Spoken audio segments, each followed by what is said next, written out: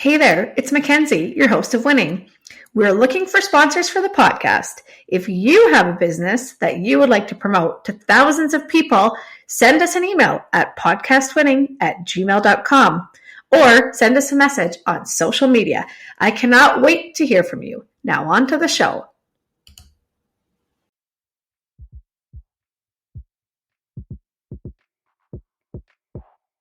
Winning is your guide to making it in business. Join our award-winning host and entrepreneur, Mackenzie Kilshaw, and special guests in casual conversations that will educate and inspire you on your business journey. Winning will help you learn the hard lessons the easy way with guidance from celebrated entrepreneurs and business leaders. It's fun. It's informative. It's winning. Hello, welcome to Winning. I am your host, Mackenzie Kilshaw, and today's guest is Karen Sharpe. Hi, Karen. Hi, Mackenzie. How are you? I'm really good. How are you? I'm wonderful, thanks. Good. So Karen is a doctor of audiology and the owner of Thrive Hearing Solutions.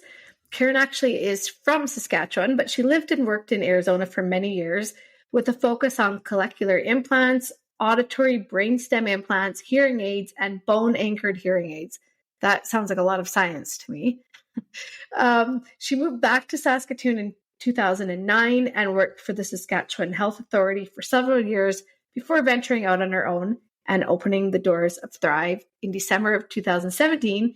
And then only 2 years later, she opened a second location, which is we're going to talk a lot about today.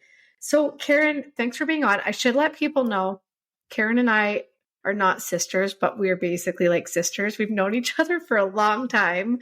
And so this is just going to be a really fun conversation about business because we don't usually talk about that. No, we never talk about business, do we? No, we talk about everything but. Yeah, exactly. Very rarely. So Karen, why don't you start? I know I just did a little brief bio on you, but why don't you start by telling the audience a little bit about yourself and what it is that you do at Thrive? So we are a full service hearing clinic. So we do audiology assessments for children, adults. We're basically 5 and up for kids. We service hearing aids. We sell hearing aids.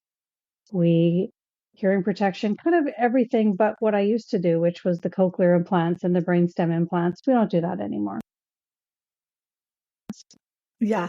And it's amazing. Actually, in my family, there's been a few of my family members that have visited you lately and gotten hearing aids. And you don't realize how much you can't hear until you can't hear, is what they tell me. You know what? That's true. And I will tell you, when I was a little baby audiologist many years ago, this is one of my favorite stories. I had a couple sitting in front of me, and it was a husband and a wife, and the husband was there, and the wife was really mad at him because he had hearing loss, and she was upset because he wasn't listening. And he turned to me and he said, "No one ever gets mad at you because you're blind, because they can see a cane or they can see these things. And hearing loss is an invisible disability." And that really stuck with me. And for a lot of people, when the hearing loss is from noise or as you get older, it happens gradually and you don't notice until maybe the people around you do and they start getting mad at you. Yeah, for sure. Well, my family coming from an agriculture background, all that loud machinery, yes, I know really takes a toll on your hearing. It definitely does. And, some people, like your family, are stubborn and don't want to wear hearing protection even when I tell them to. You don't say. It's like when you see people at concerts with earplugs in and people are like, oh, they're wearing earplugs. No, actually, that's what you should be doing, isn't it? You definitely should. Well, yeah, because you can hear the concert fine, especially if you're up front, right? Yeah. Oh, it's so damaging. Yeah, exactly. Okay, so let's just backtrack here a little bit. How the heck do you become a doctor of audiology? And what is that? Well, so the entry level is a master's degree. So take a 4-year undergraduate degree, and it would be, I went to the States. So my undergraduate degree is in speech pathology, audiology. So it's communication disorders. Then you go on and get a 2-year master's in speech pathology or audiology. And I went the audiology route. In the States, the doctorate became the entry level. So in Canada, you have to be a master's. But in the States, it's a doctorate. So that's what I went ahead and got when I was living down there. And then here I am. So it's an additional few years. Yep. And you don't ever really call yourself Dr. Karen Sharpe, but you definitely should, because that's a lot of, Sometimes I do. yeah, you should do it more, It's a I lot of think. education. Especially when you're booking, they say when you're booking hotel rooms and dinner reservations, you should say doctor, even if you're not. There's just a little inside Maybe tip. I'll try that. Yeah, they say you actually get better, like a upgraded room or anything, something. So give it a try. Let us know. Okay, I will. Okay, so you live in the States, you get your doctorate, you move back to your hometown of Saskatoon. You're working at the Saskatchewan Health Authority. Life's going great. What made you take those steps to start your own clinic? Well, I kind of didn't have a choice because I was laid off. So there were some budget cuts in 2017, and I was one of those budget cuts. And I looked around and looked at the environment, and I thought, well, I think they need more audiologists in private practice. So here I am. Yeah, it's really crazy because so many people actually start their entrepreneurial journey by getting laid off or like, right, their job is cut, positions, whatever it happens to be. And like you say, you kind of had to, like, you're almost forced to do that. And your path has gone quite well for you, which we're going to talk about. But that must have been really hard to get laid off and then have to like make this leap into business. Yeah, it was really hard because I was definitely a public servant through and through, right? Both my parents, teacher and a firefighter, and then I got my education and pretty much went right into public service. So I didn't really have that entrepreneur background. So that was a really scary jump Yeah. from that nice 9 to 5. And I miss it. I definitely miss working with my kids that my cochlear implant population and those high needs that you can't really serve as well in private practice because they're so time intensive. Yeah. So I definitely miss that. Yeah. Okay. So when you decide, okay, I have to do this, I got to make my own. You said it was scary, which I didn't have to do it. I did it by choice, and I was absolutely terrified.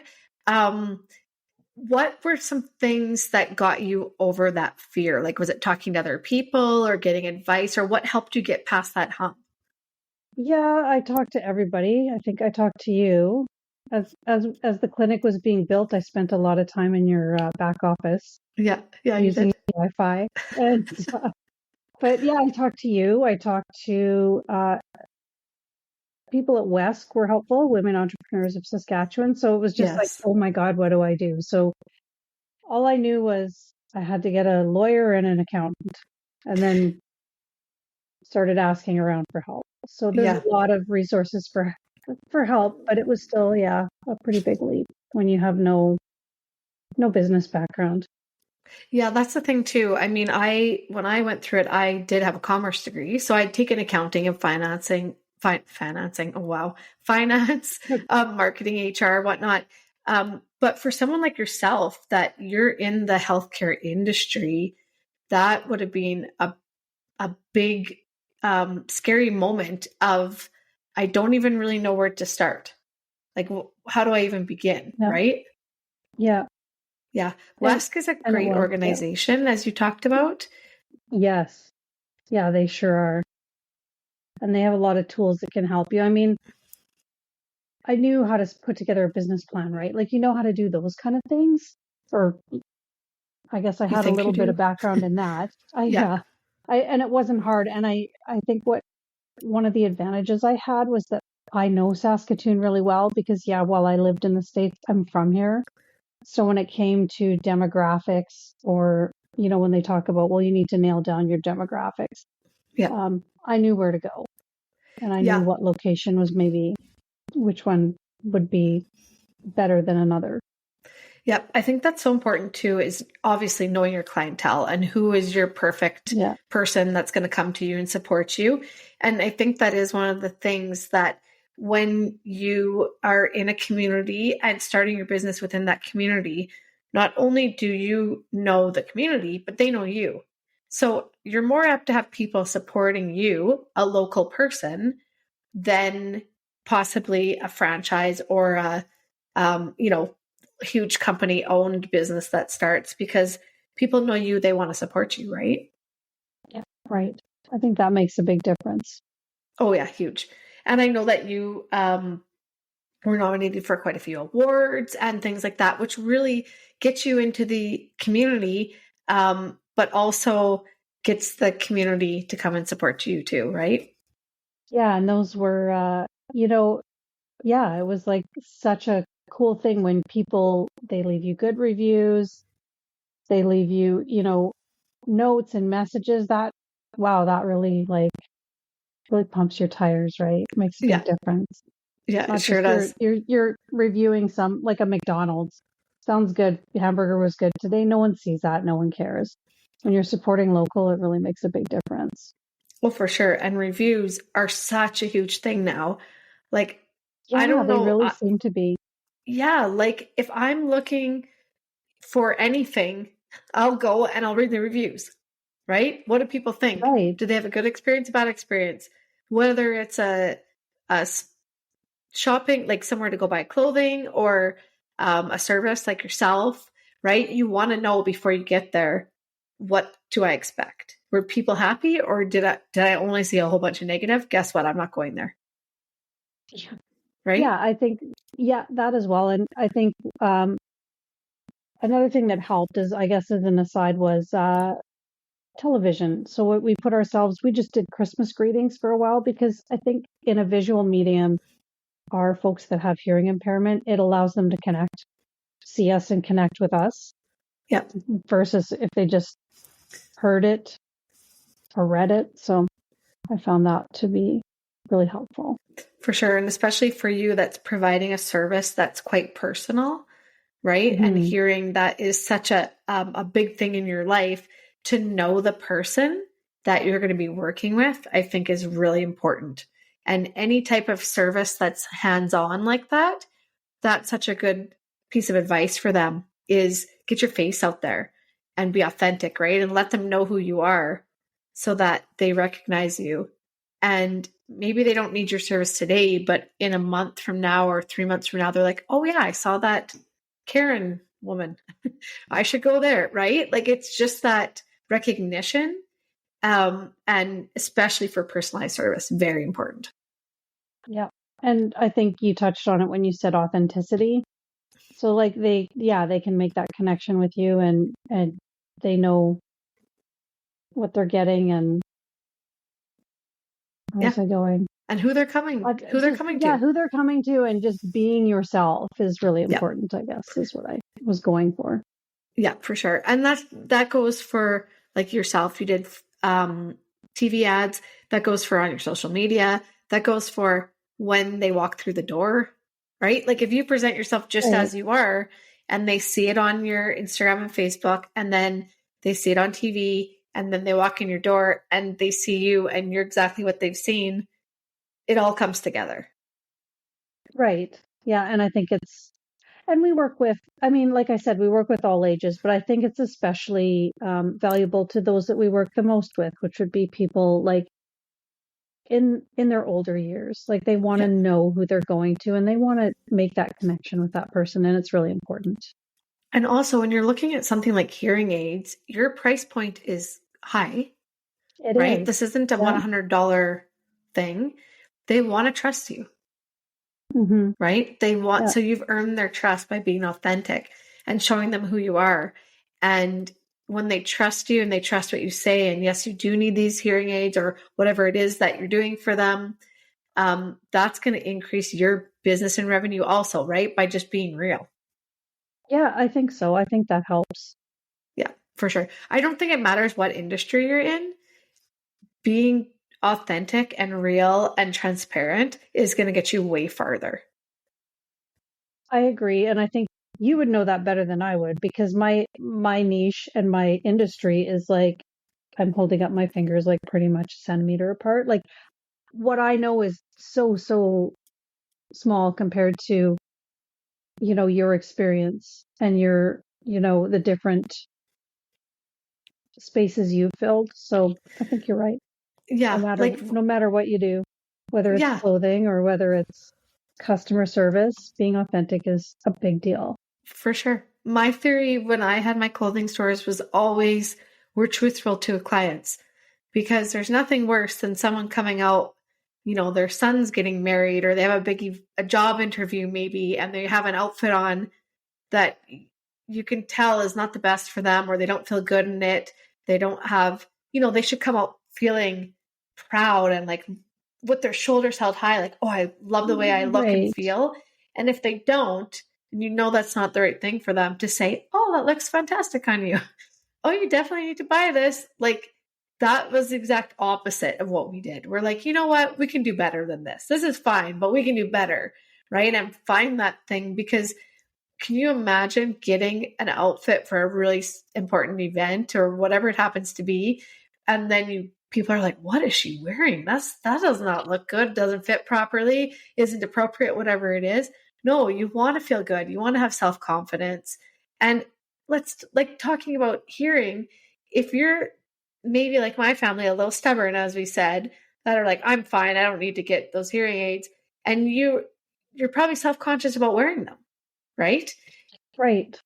Yeah. Well, So, and it's also associated with being old, right? Hearing yeah, loss affects everybody. You can be born with hearing loss. You can get it when you're older, but I think it's the stigma also of I don't want them because it'll make me look old. yeah, yeah. And really, in the reality, who cares as long as you can hear? It's like wearing glasses. When I was a kid, grade Yeah, 3, I got glasses. Oh, I'm going to be called a dork now or whatever it was, right? Well, I couldn't see. So being able to see kind of had to out trump that, right? But it's the yeah, same with that. I had hearing loss. I had to go see Karen. I played fastball my whole life, never got hurt.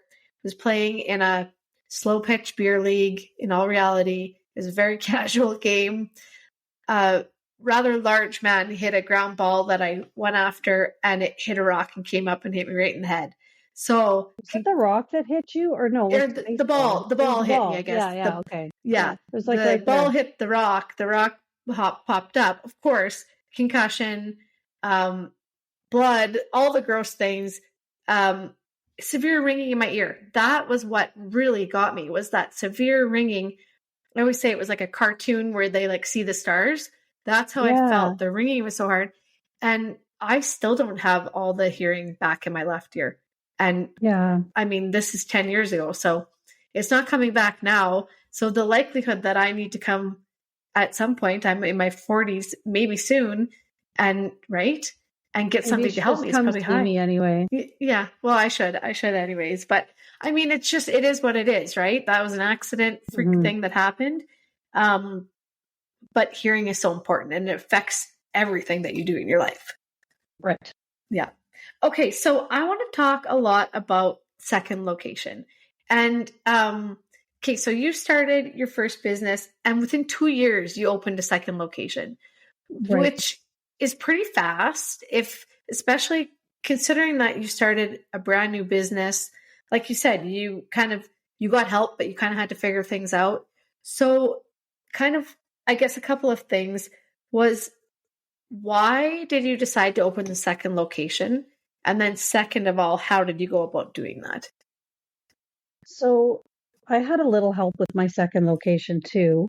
Um, but when I was with the health authority, which at the time was the Saskatoon Health Region, we did clinics, like rural clinics. And one of my clinics was Melfort. So I was actually already looking around, looking to go to the Melfort Tisdale area because I missed my patients and I knew Yeah. I could bring that service to them. And I had a colleague who already had a clinic in Nipawin, and she said, "Hey, I'm kind of busy. Would you maybe want to take this over? And I'll just leave it to you, and you can do the follow-ups. I'll just let my patients know that they can see you or they can see me." And that's what we did. So, I mean, it wasn't a start from scratch per se. I had a lot of help on that end too. Yeah, that's good because you did already have clients and probably Right. space, There was right? space. Yeah.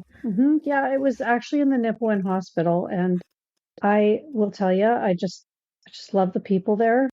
But when COVID hit, It just was too difficult, right? Everything was shut down. So then so that was the biggest challenge, was trying to find another space during COVID, Okay, so because you had all to of a move sudden, out of your space during COVID. COVID right. really just was a little gem, wasn't it? Just gave us all so many new opportunities. Okay, Well, so you can't be in the hospital. So now you live and have a business in Saskatoon area, and now you have to find a second or an additional location at your second location because you can't be in your first location at your second location. right. So for a few months, I was looking online and calling people, but I need to service those patients. Like hearing aids aren't a one size fits all, right? Yes. So I had to see those patients and follow up because everything was shut down so fast. I ended up renting like the entire conference room at a hotel just so I could like follow up with those patients. So I started calling around, and I ended up calling the Chamber of Commerce in Nipawin, who said, "Oh, hey, we have a room. Do you want to rent it?" And I said, "Yeah, I'll just rent it until, I can go back to the hospital." And that was 3 years ago, just over. And And I never went back. And the chamber's we have a great time there. So that's really our new home there. yeah, that's actually great advice too, is reaching out to the local Chamber of Commerce wherever you are because they know what's going And on. totally. And I'm a member of Saskatoon. And I was like, what am I thinking? I'll just reach out to the chamber in Nipawin and see what they know, because I couldn't get anywhere with, like, it's hard to get the businesses and the landlords. It's a small town. You can like literally walk in and ask people, but they just kind of look at you strange, Yeah, or difficulty getting a hold of landlords that are God knows where, like wherever they live, like because they're not on location. So the best that's place, right. honestly, the chamber was like the best decision. Yeah, that's great advice because I think a lot of times we don't think about that, but they know what's going on in the business community. And I mean, for you, Hmm. it happened to be that they had a space. That's probably Yeah, not I mean, usually what happens. no, I don't think that's usually what happens, but they ended up having someone moving out in like a month. So I moved in the next month, and it was just perfect timing. Yeah, that's awesome. So, what has been positive about that second location? Um, it's gonna sound silly, like not be like the hospital didn't have you were like kind of back, and you were in the specialist area. What I'm gonna say is the windows, the Yeah, parking, like things that's brighter, but the parking actually. So I'm thinking like it's kind of not about me, it's about my patients. yeah, And the parking right outside the door was huge for them. So yes, there's lots of parking. It's easy to get in. It's easy to get out. It's one floor. And during COVID times, they didn't have to fill out like, the form you had to fill out with yeah, symptoms. They didn't have to do that. yeah, So it that's was good. just easy and out. I think you really hit the nail on the head when you said do what's best for you as patients, clients, whatever it happens to be. Yeah. Do what's best for them. Sometimes that's an inconvenience to you. I mean, you had to move, but that's a big deal, moving a business. But when you do what's best for your clients, that's why they return and that's why they come to you, right? You made it easy for them, especially when you do have an older aged clientele.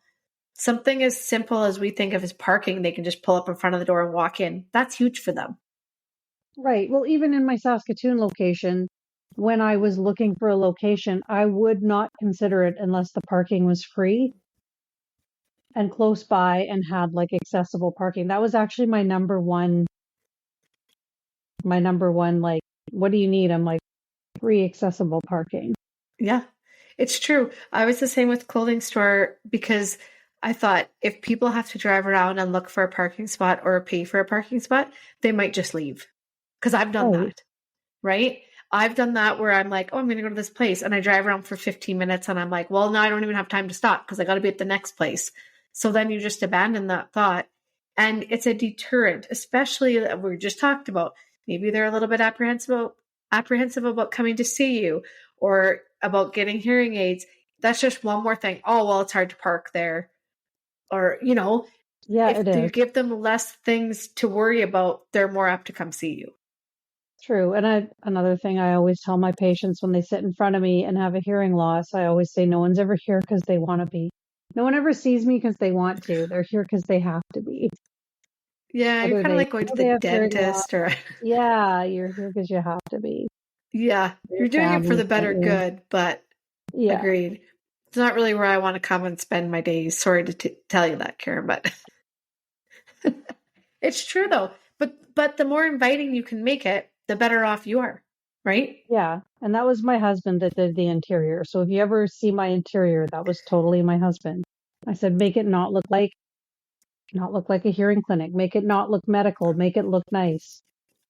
Yeah, And he you've got a did. great office and I've been there. I was there before you even started the building of it. So I kind of Yeah. saw from everywhere. But it's true, though, if you make it more of an experience and more unique and less for you, especially clinical, right? Or less like Right. everybody else, you're Yes, definitely going to have more clients and clients that are loyal and stick to you because they appreciate that experience. I think so. Yeah. And Yeah. it's unique. Yeah, So, exactly. It's yeah. true. It brings people back. That's for sure. Okay, let's talk about drawbacks. What have been some of the drawbacks or what's been hard with having a second location? Um, I think just obviously we're not staffed all the time. We're there a couple times a month. And that was actually, you know what, another huge advantage to the chamber is at least there's someone there all the time or most of the time. Yep. And now she's used to people coming in and going like, is Karen here today? Because that's what they'll do, right? Yep. Yeah. But she's Stop by supposed and to, say because I hi. have set times. So sometimes we have to mix them up because they want to come by. But yeah, not having like dedicated staff there is a big drawback. Even though we have a whole lot of help. Um, Yeah.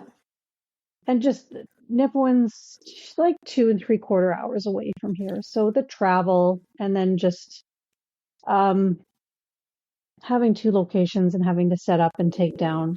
Again, having a permanent location at the chamber has been easier than the hospital. There's less to take down Yeah. in terms of equipment, and more to leave there. But that's the travel part of it, and this, just not having people there all the time. But again, it's kind of not about me; it's about them. So I'm able to offer that service rather than them having to come to Nipawin for whatever they need. And a lot of the follow-ups, we're seeing people 2 3 4 5 times. So Yeah. we're saving them a lot of time by me being there.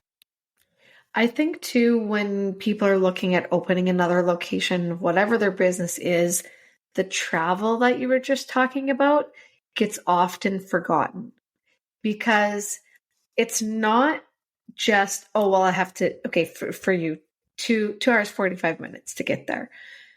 It's not just that 2 hours and 45 minutes to drive there and to drive home. It's now that affects your other business because you can't be there for that time. And then that affects your personal life because you can't be for your kids or your husband or your friends or whatever it is because you might quit at 5, but you have almost a 3-hour drive back. Right. Right. And I think that's something that I hear lots of people say, like, yeah, I'm going to open another location, whatever. It's going to be great. I'll just go there like, once a week or whatever, it'll be fine. And then that once a week turns into every second week and then once a month. And then they hardly Right. go and things start slipping. I mean, for you, it's different because you're actually hands on. But for me, at a clothing store, I went every week for a long time, and then I went kind of every 10 days or every other week. Frankly, because personally, it was a lot on me. Like It physically, it was is. a lot on me, Yeah. right? Yeah. Yeah. I think now that you say that, another drawback is my Saskatoon location gets left alone. And one of the things that's unique is if you're handling hearing aids, you have to either be an audiologist or hearing instrument practitioner, which means if I were to have someone cover off, I can't just have someone cover off. I actually have to hire somebody. Yeah. And there's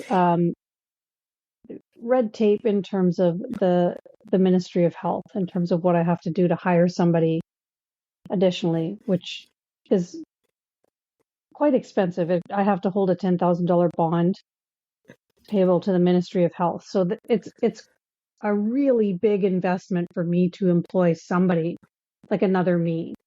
So it Yes. actually makes sense for me just not to have anybody. Yeah, and that's the other thing too, is that you're not hiring minimum wage staff then. You're hiring Right. someone that is a big wage. So your volume has to be there in order for you to pay to have them, right? Right. You probably have Right. to sell twice as much Right. to warrant it, right? Right. Yeah, that's I was going to actually ask you about adding staff and do you do it on your own, because a lot of people are like yourself where you're the business, right? You are the business. So you maybe can have a receptionist or someone to answer the phone, but you have to be the one that's actually doing the job. Right. And yeah, like I said, it's actually really difficult unless I almost have to be at the top of the volume that I can do and not be able to handle it Yeah. before I can employ someone else and pay them, because you're right, it's a specialist, whether it's another audiologist or a hearing instrument practitioner. They have to be able to pump out as much volume. So it's very difficult. And Yeah. So and perhaps if I, had a more business background, I could have done that sooner or could do it now. I potentially could do it now probably, but I just am hesitant to take that leap. yeah, that's the thing, because it's also scary, right? Because you have to be you made a really good point here. I want to just go back to it.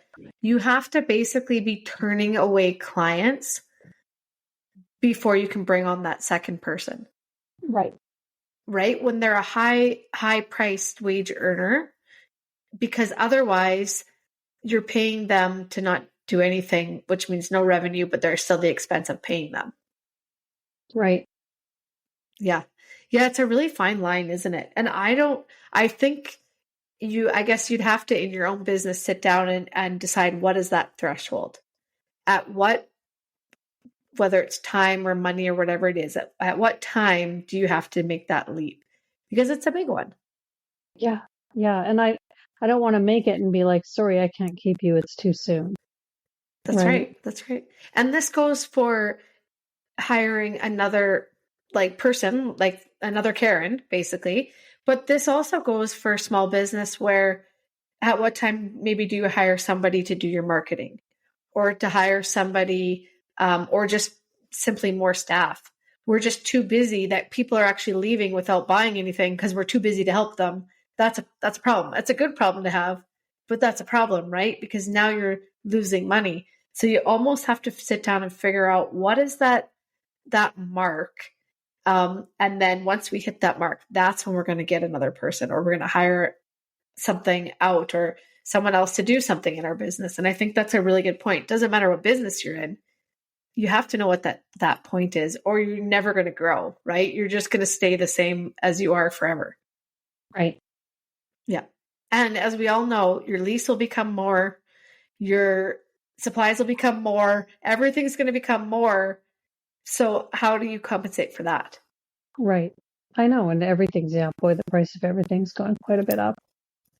I was visiting my grandma the other day, and we're talking about the cost of a loaf of bread, and it's just crazy. And as business owners, we have to be creative, and we have to know these numbers. What is our threshold, so that we know when it's time to grow and expand, because your expenses are going to keep catching up to you, right? So you have to be able to be ahead of them, because you need to make profit.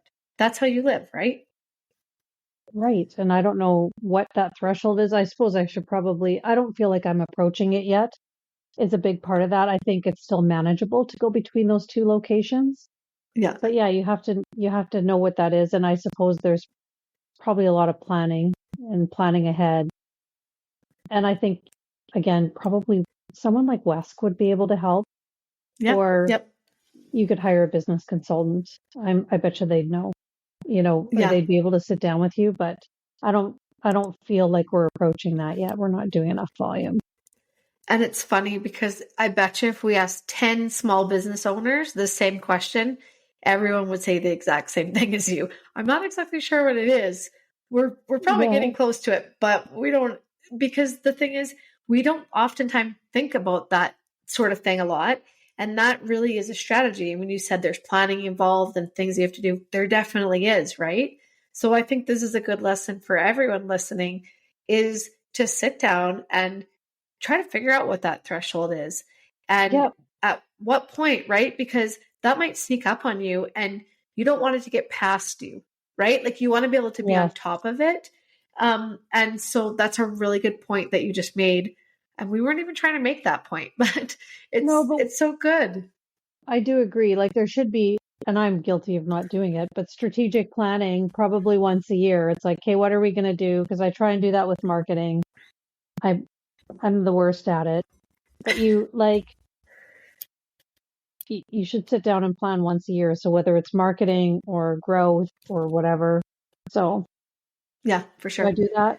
Sometimes, not You always. know what? You know what? We had an episode on goal setting, and it's kind of the same thing. It's like we talk about doing it and we know we should do it, but a lot of times we just don't do it because we're doing other things. It's not maybe our strong suit. Like you said, the numbers, like I don't know how to figure it out. So you're kind of like, well, I'll just leave it because I don't know how to do it. But I Yeah. think this is a good point to say it is important. And that is the time when you can reach out to a business coach or like Wesk, honestly, women entrepreneurs, if you're in Saskatchewan, and there's organizations like that all over, if they can't help you, they can at least point you in the direction of someone that can, which I think is really important because you want your business to be able to be ahead of everything, right? Inflation and your expenses. And you want to be able to be growing at a good pace. And that is the best way to do it for sure. Was there anything that surprised you with the second location, good or bad? Um, what surprise? I'm sure something will come to me, but I can't think of what surprised me. I mean, there's not a lot of surprises. It's small town Saskatchewan, right? So Yeah. there's not a whole lot of surprises. Um, I I guess you guess, knew what you were getting into because you yeah, had I think already so. been going there for a previous Right. job. I guess the main difference is, yeah, I was going there with the health region and they already knew, but I guess for me, there's less marketing to be done. So that was a bit of a surprise. I still did it. And then I was like, oh, everybody knows because word got out that the girl from Saskatoon has a hearing aid Yeah. clinic. She's at the chamber. Let's go see what she's up to. So we get a lot of walk-ins because, Yeah, that is true. people just That is talk to true. each other. So that's all part of though being small town Saskatchewan and knowing that. Well, and I think that's all business, right? Is either you make a plan to execute something that you don't actually need, like that marketing, or something happens that you just honestly did not think about that all of a sudden you're like, oh, we got to fix it. I mean, maybe in your case that was COVID, which of course no one saw COVID coming, but okay, we have to find a new location like tomorrow, right? Yeah. And I think being a really small business, it's easier because you can pivot. So Yes. you can pivot fast. I didn't have to rely on like somebody else going, okay, sure, like let us scope out locations for you, maybe. So I was just able to be like, okay, sounds good. I'll just do what I Yeah. want. Yeah. Yeah. Well, and that was fortunate for you because the next time it might not go that way or it might, right? You just never know. But that definitely is a pro for having a business in a rural or a small town location.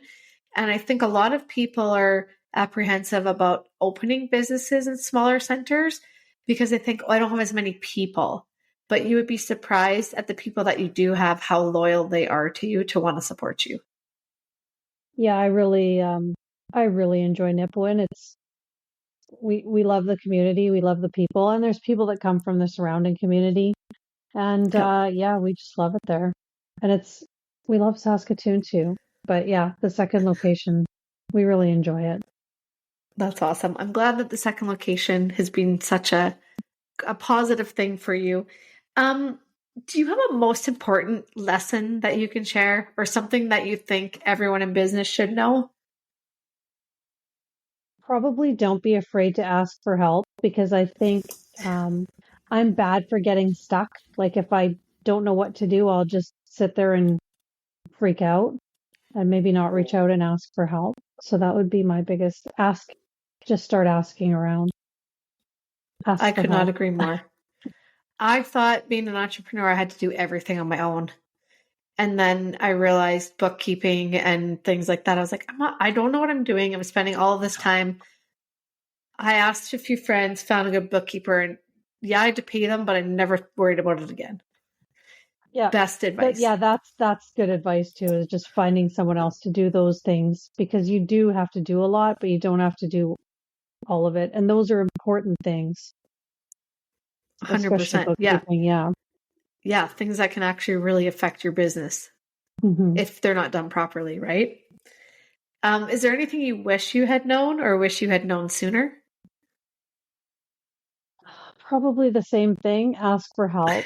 Be more on top Yeah. of, like, I think you just get so involved in the day-to-day business, and it's easy for me to be an audiologist. The other stuff's harder, so it's easier for me to concentrate on being an audiologist and not run the business stuff. So probably asking for help and get more help as soon as you can, because if it gets away from you, like from my marketing plan that I set out to do yearly and never do, perhaps I should be farming that out, or the books, or like those things, like you get behind really fast. Yeah. So that I would be couldn't my agree advice. more. I Get couldn't out. agree more. Yeah. Yeah, Do what you're good at, right? yeah, do what you're good at and then hire out the rest if you can. Well, and for you, especially for you, you are the business, right? You're Yeah, the one that makes the business the money. So you're better off to see a patient than you are to be doing your books. Simple as that. right. Yeah. Yeah. Karen, where can people find you? I know that you have Facebook and Instagram, but what's the best place for people to find you? Thrive. Well, we have, I guess you could find us in Nipawin. Yes. Uh, in person, you could find us at the Chamber of Commerce in Nipawin on Railway Street. Here we're in Saskatoon on Ludlow. But you can always visit our website at thrivehearing.ca and reach out to us that way. But we definitely have a storefront if you want to drop by. We'd love to see And you. you'll We see definitely Karen. take walk-ins. Yeah, we do. Yeah, and you'll see Karen. And you'll Thank see you me. so much, Karen. Thank Thanks, you. I just Mackenzie. appreciate it a lot. I know second location, I've been there. It's a crazy roller coaster ride, and there's so many rewarding things. And I know Nipawin is really close to your heart. So thank you for sharing your experience with the audience and with me as well. And for everybody listening, we'll see you on the next episode. Thanks for listening to Winning. Be sure to subscribe to get all of our new episodes. If you enjoyed this episode and you'd like to help support the podcast, please share it with others, post about it on social media, and leave a rating and review wherever you listen to Winning. To catch all of the latest from us, you can follow Winning Podcast on Instagram at winning_podcast, Facebook at Winning Podcast, and on Twitter at Winning Pod. Winning was created and is produced by me, Mackenzie Killshaw. Music created by Summer Furby. Editing by Seth Armstrong. Special thanks to Shauna Foster for voicing our opening. And of course, a huge thank you to this episode's guest. Thanks again for listening, and I'll see you on the next episode.